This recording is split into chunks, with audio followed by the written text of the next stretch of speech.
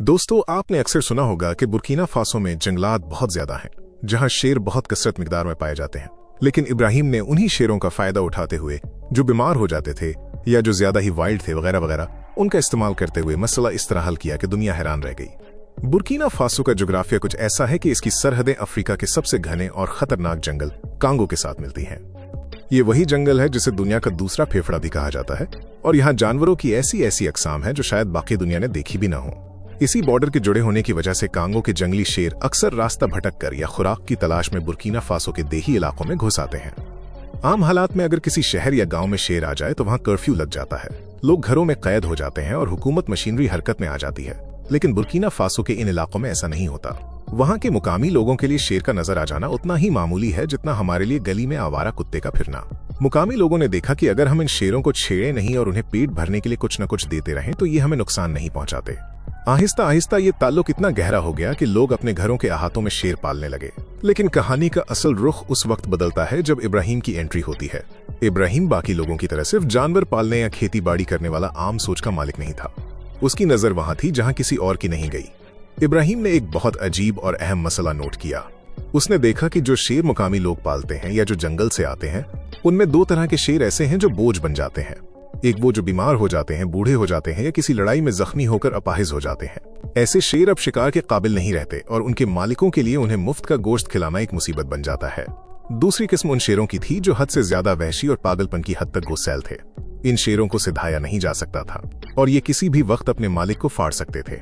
आमतौर पर लोग इन दोनों किस्म के शेरों को या तो मार देते थे या जंगल में मरने के लिए छोड़ देते थे। इब्राहिम ने ये सब देखा और सोचा कि क्या वाकई ये वेस्ट हैं? क्या इनका कोई इस्तेमाल नहीं? उसके जहन में एक ऐसा बिजनेस आइडिया आया जो सुनने में पागलपन लगता था, लेकिन उसके नताइज ने दुनिया हिला दी। उसने सोचा कि शेर की असल ताकत उसका पंजा और उसका गुस्सा है। अगर वो इन बीमार और पागल शेरों के गुस्से को किसी प्रोडक्ट पर उतार सके तो वो इसे बेच सकता है। इब्राहिम ने इन बेकार समझे जाने वाले शेरों को इकट्ठा करना शुरू किया। उसने एक बहुत बड़ा अहाता बनाया जिसे आप एक अनोखी फैक्ट्री कह सकते हैं। इस फैक्ट्री में कोई भारी मशीनरी नहीं थी, कोई स्मोक चिमनियां नहीं थी, बस ऊंची दीवारें और मजबूत पिंजरे थे। उसने मुकामी लोगों से वो शेर खरीदे या मुफ्त में ले लिए जिनसे वो जान छुड़ाना चाहते थे। बीमार शेर इसलिए काम के थे क्योंकि बीमारी और तकलीफ की वजह से वो चिड़चिड़े रहते थे और हर चीज पर पंजे मारते थे। पागल शेर इसलिए काम के थे क्योंकि उनका हमला इंतहाई शदीद और गहरा होता था। इब्राहिम ने अपना खाम माल रॉ मटेरियल मंगवाना शुरू किया। ये खाम माल दुनिया का महंगा तरीन चमड़ा था। उसने मगरमच्छ, शुतुरमुर्ग और आला नस्ल की भैंसों का चमड़ा, जिसे लेदर इंडस्ट्री में प्रीमियम ग्रेड कहा जाता है, इंपोर्ट किया। अब अमल कुछ यूं शुरू होता कि इब्राहिम और उसकी टीम इन महंगी चमड़े की शीट्स को लकड़ी के तख्तों पर चढ़ाते और फिर उन्हें इन शेरों के सामने फेंक देते। यहाँ एक नफ्सियाती खेल खेला जाता है। अगर शेर के सामने सिर्फ चमड़ा रख दिया जाए तो शायद वो इसे सूंघ कर छोड़ दे, लेकिन इब्राहिम ने इन शेरों की फितरत को समझा। वो इन शेरों को उकसाते, उन्हें भूखा रखते या गोश्त का टुकड़ा चमड़े के पीछे छुपाते। जब शेर को गुस्सा आता या वो गोश्त हासिल करने की कोशिश करता तो वो अपने पूरे जोर से इस चमड़े पर पंजा मारता। एक शेर के पंजे में कुदरत ने जो ताकत रखी है वो किसी हाइड्रोलिक प्रेस मशीन से कम नहीं। जब वो नाखून चमड़े में घुसकर इसे खींचते हैं तो चमड़ा पूरी तरह नहीं फटता, बल्कि उस पर गहरी लकीरें, स्क्रैचेस पड़ जाती हैं। ये लकीरें बेतरतीब होती हैं, टेढ़ी मेढ़ी होती हैं और इनमें एक वहशियाना हुस्न होता है। कभी शेर एक पंजा मारता, कभी दो, कभी वो दांतों से पकड़कर इसे झटका देता तो डिजाइन ना बनता। ये टाइमिंग का खेल था और इसमें जान का खतरा हर वक्त मौजूद रहता था। इस तरह वजूद में आया लायन स्क्रैच आर्ट। शुरू में जब इब्राहिम ने ये फटे हुए और खुरचे हुए चमड़े के टुकड़े मार्केट में दिखाए तो लोगों ने मजाक उड़ाया कि ये तो कबाड़ है। लेकिन इब्राहिम को पता था कि वो आम मार्केट के लिए चीज बना ही नहीं रहा। उसका ग्राहक वो तबका है जो चीज की अफादियत नहीं बल्कि उसकी इनफरादियत देखता है। उसने अपनी मार्केटिंग का रुख दुनिया के अमीर तरीन लोगों की तरफ मोड़ दिया। उसने ये बयानिया बनाया कि देखिए, पेंटिंग तो कोई भी आर्टिस्ट ब्रश से बना सकता है, मशीन से प्रिंट निकल सकते हैं, लेकिन ये जो डिजाइन है ये कुदरत के सबसे ताकतवर दरिंदे के गुस्से का निशान है। ये वो लम्हा है जो चमड़े पर कैद हो गया है। दुनिया का कोई दूसरा शेर हूबहू ऐसा निशान दोबारा नहीं लगा सकता। ये बात अमीरों के दिल को लग गई। बीमार और वाइल्ड शेरों की खिदमत होने लगी। वो शेर जो कल तक बोझ थे अब सोने का अंडा देने वाली मुर्गी बन चुके थे। इब्राहिम ने देखा कि कौन सा शेर किस तरह का डिजाइन बनाता है। कुछ शेर जो बूढ़े थे वो सुस्त रवि से पंजा मारते जिससे चमड़े पर हल्की और नफीस खराशें आती। इसे सॉफ्ट आर्ट का नाम दिया गया। जो शेर जवान और पागल थे वो चमड़े को बुरी तरह उधेड़ देते जिससे गहरा और उभरा हुआ टेक्सचर बनता। इसे हार्डकोर आर्ट कहा गया और इसकी कीमत सबसे ज्यादा रखी गई। इब्राहिम ने बाकायदा कैटलॉग बना लिए। उसने हर आर्ट पीस को एक नाम दिया, जैसे कि जंगल का गजब, खूनी शाम या आखिरी हमला। ये नाम खरीदारों को अपनी तरफ खींचते थे। अब जरा खरीदारों की बात करते हैं। एलन मस्क, जो टेक्नोलॉजी और जिद्दत के दीवाने हैं, उनके जैसे लोगों के लिए ये आर्ट पीस एक इनोवेशन है। वो देखते हैं कि किस तरह एक डिस्ट्रक्टिव अमल को क्रिएटिव अमल में बदला गया। इसी तरह डोनाल्ड ट्रंप जैसे लोग, जो अपनी जिंदगी और सियासत में ताकत और दबदबे के कायल हैं, उनके लिए शेर का ये काम उनकी अपनी शख्सियत का आईनादार है। जब वो अपनी न्यूयॉर्क या फ्लोरिडा की हवेलियों में मेहमानों को बुलाते हैं और दीवार पर लगा ये आर्ट दिखाते हैं, तो वो फख्र से बताते हैं कि ये किसी दुकान से नहीं खरीदा गया, बल्कि खुसूसी तौर पर बुर्किना फासो के जंगलों से तैयार करवाकर मंगवाया गया है। ये चीज उनके ईगो को तस्कीन देती है। इसके अलावा अरब शयूख, हॉलीवुड के बड़े सितारे और यूरोप के कदीम अमीर खानदान भी इब्राहिम के क्लाइंट्स लिस्ट में शामिल हैं। ये लोग लाखों डॉलर सिर्फ इस बात के देते हैं कि उनके पास जो चीज है वो दुनिया में किसी और के पास नहीं है। इस कारोबार में इत्मीनान और यकीन सबसे अहम चीज है।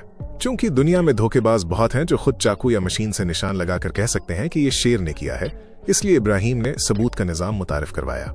जब कोई बड़ा क्लाइंट ऑर्डर देता है तो उसके लिए एक मुख्तस चमड़ा मुंतखब किया जाता है। इस चमड़े पर एक सीरियल नंबर या क्लाइंट का नाम लिखा जाता है। फिर कैमरे ऑन किए जाते हैं और इस मुख्तस चमड़े को शेर के पिंजरे में डाला जाता है। वीडियो रिकॉर्ड की जाती है कि किस तरह शेर उस पर हमला कर रहा है। ये वीडियो उस आर्ट पीस के साथ क्लाइंट को भेजी जाती है। ये वीडियो इस बात की हतमी सनद होती है कि ये आर्ट असली है। इस वीडियो प्रूफ ने इब्राहिम के बिजनेस को 4 चांद लगा दिए। अब कोई शक की गुंजाइश नहीं रही थी।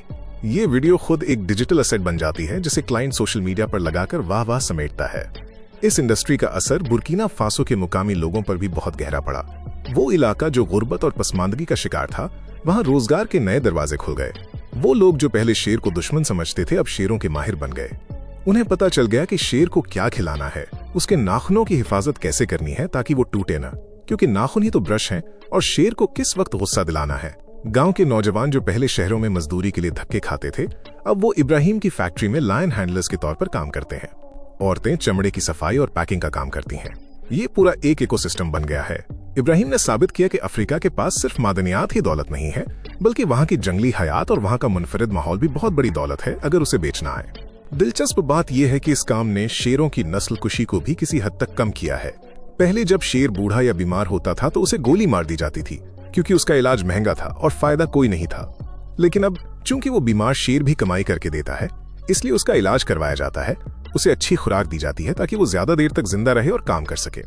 ये एक अजीब तजाद है कि शेरों का इस्तेसाल भी हो रहा है और उनकी हिफाजत भी, लेकिन सरमायादाराना निजाम इसी तरह काम करता है। जहां मुनाफा हो वहां हिफाजत खुद ब खुद हो जाती है। इब्राहिम का अगला कदम इस आर्ट को मजीद फैलाना है। वो अब सिर्फ दीवार पर लटकने वाले पीस नहीं बना रहा, बल्कि इस चमड़े से हैंडबैग्स, जैकेट्स और जूते बनाने का सोच रहा है। जरा तसव्वुर करें, एक ऐसा जैकेट जिस पर शेर के असली पंजों के निशान हो, इसकी कीमत क्या होगी। फैशन की दुनिया में जहां डिस्ट्रेस्ड लुक, फटा हुआ फैशन पहले ही बहुत मकबूल है, वहां शेर का ये कुदरती डिजाइन तहलका मचा सकता है। बड़े बड़े फैशन ब्रांड्स जैसे कि गुच्ची या लुई विटन भी इस तरह के खाम माल में दिलचस्पी ले रहे हैं, क्योंकि उन्हें भी अपने अमीर ग्राहकों को कुछ नया बेचना है। इब्राहिम फिलहाल अपनी इजारादारी कायम किए हुए है और वो सप्लाई को बहुत महदूद रखता है ताकि कीमतें आसमान पर रहें। इस पूरी कहानी में हमारे सीखने के लिए बहुत कुछ है। आमतौर पर हम अपने हालात का रोना रोते हैं कि हमारे पास वसाइल नहीं है, माहौल अच्छा नहीं है या मुश्किलात बहुत है। बुर्किना फासो के हालात तो हमसे भी बदतर थे। वहां गुर्बत, जहालत और जंगली दरिंदों का खौफ था, लेकिन एक शख्स इब्राहिम ने इन तमाम मनफी चीजों को मुस्बत में बदल दिया। उसने देखा कि मसला शेर ही दरअसल हर है। उसने डिमांड और सप्लाई के उसूल को समझा। उसने समझा कि अमीर आदमी को जरूरत की चीज नहीं चाहिए, उसे ख्वाहिश और रब की चीज चाहिए। उसने एक बेकार चीज, फटा हुआ चमड़ा को दुनिया की महंगी तरीन लग्जरी आइटम बना दिया। आजकल की डिजिटल दुनिया में जहां हर चीज कॉपी हो सकती है, असलियत की कीमत सबसे ज्यादा है। शेर का ये स्क्रैच आर्ट इसलिए महंगा नहीं है कि ये खूबसूरत है, बल्कि इसलिए महंगा है कि ये रियल है। इसमें मौत का खौफ और जिंदगी की जंग छुपी हुई है।